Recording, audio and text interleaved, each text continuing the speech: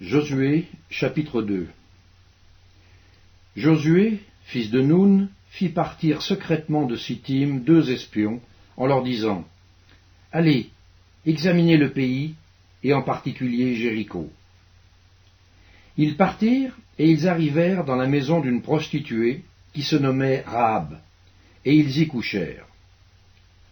On dit au roi de Jéricho « Voici, des hommes d'entre les enfants d'Israël sont arrivés, ici, cette nuit, pour explorer le pays. » Le roi de Jéricho envoya dire à Rahab « Fais sortir les hommes qui sont venus chez toi, qui sont entrés dans ta maison, car c'est pour explorer tout le pays qu'ils sont venus. »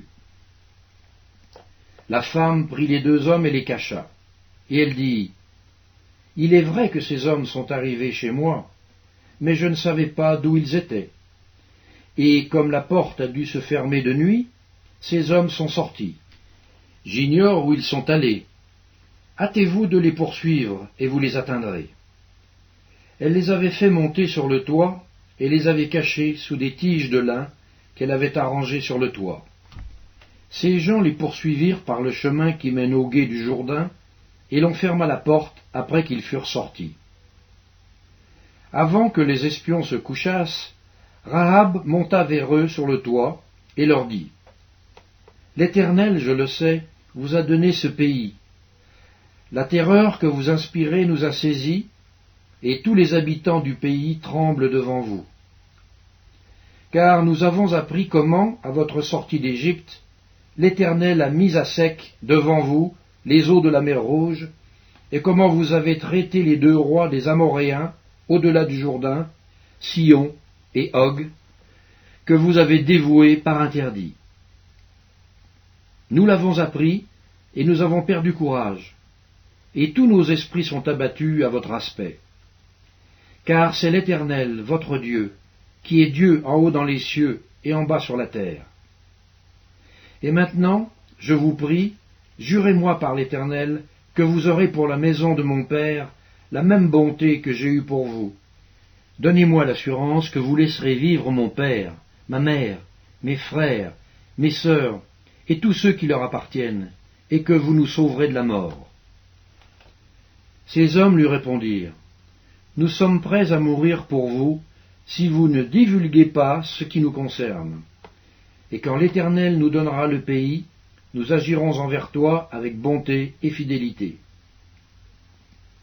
Elle les fit descendre avec une corde par la fenêtre, car la maison qu'elle habitait était sur la muraille d'une ville.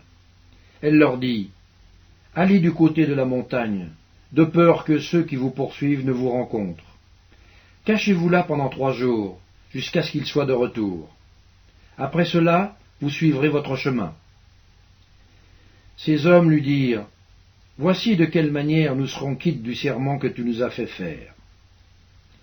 À notre entrée dans le pays, attache ce cordon de fil cramoisi à la fenêtre par laquelle tu nous fais descendre, et recueille auprès de toi, dans la maison, ton père, ta mère, tes frères, et toute la famille de ton père. Si quelqu'un d'eux sort de la porte de ta maison pour aller dehors, son sang retombera sur sa tête, et nous en serons innocents. Mais si on met la main sur l'un quelconque de ceux qui seront avec toi dans la maison, son sang retombera sur notre tête. Et si tu divulgues ce qui nous concerne, nous serons quittes du serment que tu nous as fait faire. » Elle répondit, « Qu'il en soit selon vos paroles. » Elle prit ainsi congé d'eux, et ils s'en allèrent. Et elle attacha le cordon de cramoisi à la fenêtre. Ils partirent, et arrivèrent à la montagne, où ils restèrent 3 jours, jusqu'à ce que ceux qui les poursuivaient fussent de retour.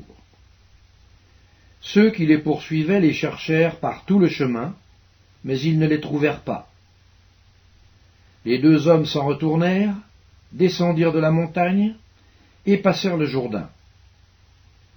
Ils vinrent auprès de Josué, fils de Nun, et lui racontèrent tout ce qui leur était arrivé. Ils dirent à Josué, « Certainement, l'Éternel a livré tout le pays entre nos mains, et même tous les habitants du pays tremblent devant nous. »